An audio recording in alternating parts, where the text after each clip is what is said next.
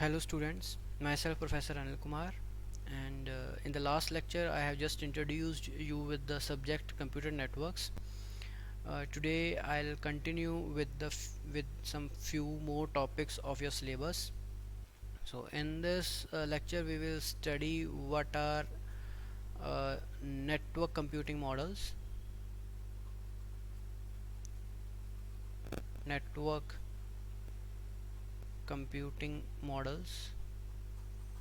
So by the word network computing models का मतलब क्या है कि जो नेटवर्क के मॉडल किस तरह के हो सकते हैं, कि आपने जब नेटवर्किंग करनी है तो आप किस मॉडल को जो है वो यूज़ करोगे। तो बेसिकली हमारे पास जो है वो तीन मॉडल होते हैं। नंबर वन होता है आपके पास centralised computing. Centralised computing centralised computing में क्या है, आपके पास एक सर्वर होता है जो आपके सेंटर में जो है ये इसको हमने इस्टेब्लिश किया होता है। उसके बाद जो इसके क्लाइंट्स हैं वो इस सर्वर के साथ जो है वो कनेक्टेड होते हैं।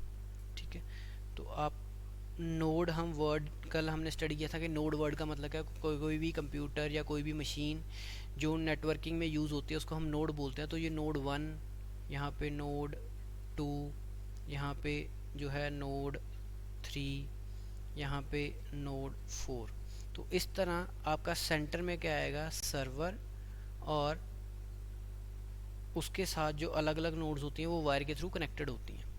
तो सेंट्रलाइज्ड कंप्यूटिंग को क्लाइंट सर्वर भी बोलते हैं, इसको क्लाइंट सर्वर कंप्यूटिंग भी बोलते हैं। इसमें क्लाइंट क्या है, ये नोड्स हैं, ये जितनी नोड्स लगी हुई हैं आसपास इनको हम क्लाइंट्स बोल देते हैं, और जो सेंटर में लगा होता है इसको हम सर्वर बोल देते हैं। अब इसका बेनिफिट क्या है कि आपका जो सर्वर है ये नॉर्मल कंप्यूटर नहीं होता। जैसे हमने टाइप्स पढ़ी हुई थी कि आपका लैपटॉप होते हैं, पीसी होते हैं, मेन फ्रेम होते हैं, सुपर कंप्यूटर होते हैं। तो ये जो सर्वर होता है ये मेन फ्रेम कंप्यूटर होता है एक। ठीक है, अब जो भी प्रोसेसिंग की पावर्स हैं वो सारी किसके पास होती हैं, सर्वर के। अगर क्लाइंट को कोई भी काम करवाना है देन ही और she has to send a request to the server and server will do the processing, और रिजल्ट जो है वापस आपको क्लाइंट को जो मिल जाता है। तो ये जो मेन फ्रेम होता है ये आपका जो है जितना बढ़िया आपका ये सिस्टम होगा, सर्वर होगा, उतनी आपकी प्रोसेसिंग जो है वो स्पीड जो है वो बढ़िया होगी।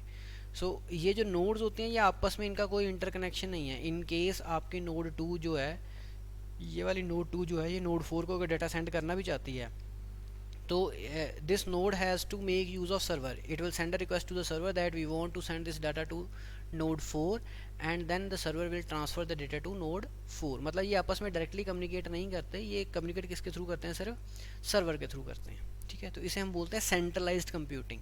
सेंट्रलाइज्ड क्यों बोला, क्योंकि सेंटर में एक सर्वर लगा हुआ है which is responsible for entire processing and for the entire network. इसमें अब नुकसान क्या है, अगर आपका सर्वर ख़राब हो गया तो आपका सारा जो सारा नेटवर्क है वो फेल हो जाएगा।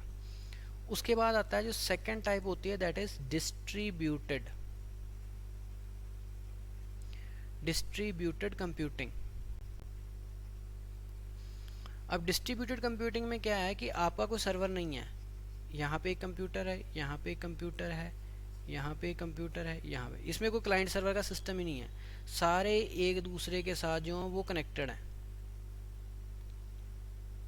ठीक है, all are connected to each other. इसमें बोलते हैं डिस्ट्रीब्यूटेड, कि कोई भी एक बंदा जो है वो जिम्मेवार नहीं है। जो आपका टास्क होता है ये मल्टीपल पीसी में आप जो है डिवाइड कर देते हो।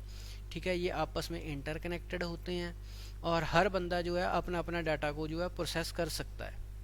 ठीक है, ऐसा नहीं था कि इस केस में जैसे था डाटा प्रोसेसिंग की पावर किस में थी, किसको थी, सिर्फ सर्वर को थी। इस केस में क्या है कि डाटा प्रोसेसिंग की पावर हर एक के पास अपनी अपनी है।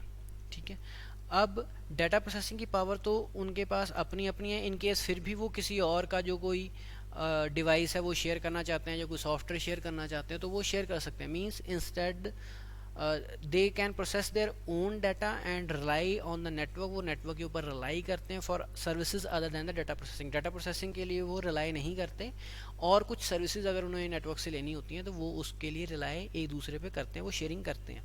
बट इस केस में क्या था, सेंट्रलाइज के केस में आपकी प्रोसेसिंग से लेके शेयरिंग तक सारा कुछ कौन मेंटेन करता था, सेंटर मेन फ्रेम कंप्यूटर, जिसको हम क्या बोलते हैं, सर्वर। ठीक है। तीसरी होती है आपकी हाइब्रिड या कोलैबोरेटिव। हाइब्रिड बोलते हैं या हम इसको बोलते हैं कोलैबोरेटिव।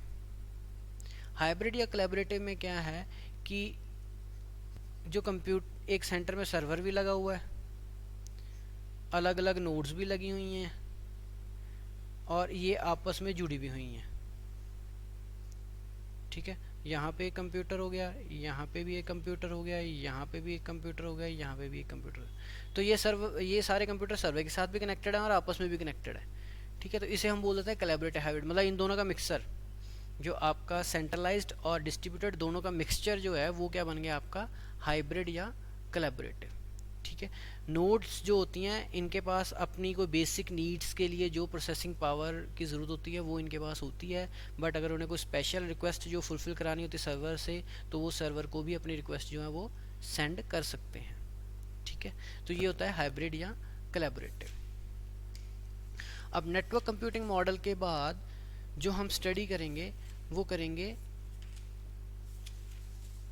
आपके ट्रांसमिशन मोड्स। ठीक है, सेकंड जो हम स्टडी करेंगे, we will discuss the transmission modes. Transmission modes, अब ये 3 तरह का होता है।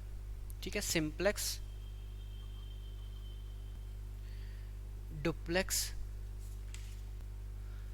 सिंप्लेक्स, हाफ डुप्लेक्स, सिंप्लेक्स, उसके बाद होता है आपका हाफ डुप्लेक्स और लास्ट में होता है आपका फुल डुप्लेक्स।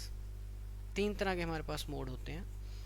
सिंप्लेक्स में क्या है कि एट ए टाइम एक चीज़ जो एक नोड है वो दूसरे को डाटा जो सेंड कर सकते हैं और आपके पास कम्युनिकेशन चैनल जो है वो एक होता है। ठीक है, इस केस में एट ए टाइम जो है या तो ये सेंडर होगा और ये जो है वो रिसीवर होगा। ठीक है, ये हमेशा सेंडर ही रहेगा, ये हमेशा रिसीवर रहेगा। जैसे आप ले लो कीबोर्ड और यहाँ पे आप ले लो मॉनिटर। ठीक है, जब आप कीबोर्ड से कुछ टाइप करते हो तो वो मॉनिटर पे जाता है, पर मॉनिटर से उल्टा कभी कीबोर्ड पे कोई वैल्यू नहीं आएगी। सो इट मीन्स ये हमेशा सेंडर रहता है सिंप्लेक्स के केस में, ये हमेशा आपका रिसीवर रहता है और जो कम्युनिकेशन का जो डायरेक्शन होती है वो हमेशा सिंगल साइड होती है, वन साइड होती है। ठीक है, इसे हम बोलते हैं सिंप्लेक्स ट्रांसमिशन मोड। एग्जांपल आपकी दे दी कीबोर्ड या मॉनिटर। हाफ डुप्लेक्स में क्या होता है, एट ए टाइम एक सिस्टम या सेंडर होगा या रिसीवर होगा, मतलब बिहेव वो दोनों की तरह कर सकता है। जो दोनों नोड्स हैं वो सेंडर की तरह भी बिहेव कर सकती हैं और रिसीवर की तरह भी बिहेव कर सकती हैं, बट एट ए टाइम एक काम ही होगा। एट ए टाइम एक काम का मतलब क्या होगा, या तो ये सेंडर होगा एक के टाइम पे और दूसरा रिसीव करेगा, या ये वाला सेंडर होगा और ये वाला रिसीवर होगा। फॉर एग्जांपल आपकी फ़ोन कॉल्स हैं, आप टेलीफोन करते हो एक दूसरे को, एक टाइम पे एक बंदा बोलता है दूसरा सुनता है, या दूसरा बोलता है पहला सुनता है। अगर दोनों बोलते रहेंगे तो किसी को किसी की आवाज़ नहीं जाएगी। अगर आप दूसरी एग्जांपल लो, वॉकी टॉकी जो आपने देखे होंगे मूवीज़ में, अल्फ़ा चार्ली करते रहते हैं, एक साइड से बोलते रहते हैं हेलो दिस इज़ अल्फ़ा, दूसरी साइड से बोलते हैं हेलो दिस इज़ चार्ली, उसे बोलते हैं वॉकी टॉकी। तो वॉकी टॉकी में क्या होता है कि एक टाइम पे एक बंदा या सेंड करेगा डाटा या एक बंदा रिसीव करेगा। ठीक है, तो उसे बोलते हैं sender half duplex. Full duplex का मतलब क्या है, दोनों सेम टाइम पे एक दूसरे को डाटा जो है वो सेंड भी कर सकते हैं और रिसीव भी कर सकते हैं। जैसे आपके कंप्यूटर सिस्टम्स हैं, आप एक साइड से जो है मूवी को डाउनलोड भी कर सकते हो, दूसरी साइड से आप जो है कोई वीडियो अपलोड भी कर सकते हो। या जो आजकल के मोबाइल फ़ोन सिस्टम हैं वो आपका फुल डुप्लेक्स आप उसमें गिन सकते हो, क्योंकि दोनों एट ए टाइम पे बोलते रहते हैं, आवाज़ तो कम्युनिकेट होती रहती है, इधर उधर जाती रहती है, वो अलग बात है कि वो सुनेगी नहीं एक दूसरे को।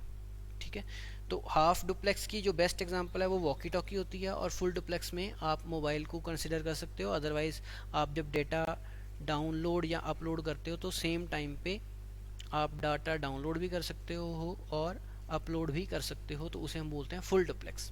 सो this is called as transmission modes. हमारे पास 3 ट्रांसमिशन मोड होते हैं। सिंप्लेक्स एट ए टाइम जो एक डिवाइस है वो हमेशा सेंडर रहेगी, दूसरी हमेशा रिसीवर रहेगी। हाफ डुप्लेक्स पे एट ए टाइम या वो सेंडर होगा या रिसीवर होगा, दोनों काम नहीं करेगा। Example walkie talkie. Full duplex same time पे दोनों सेंड भी कर सकते हैं और रिसीव भी कर सकते हैं। ठीक है,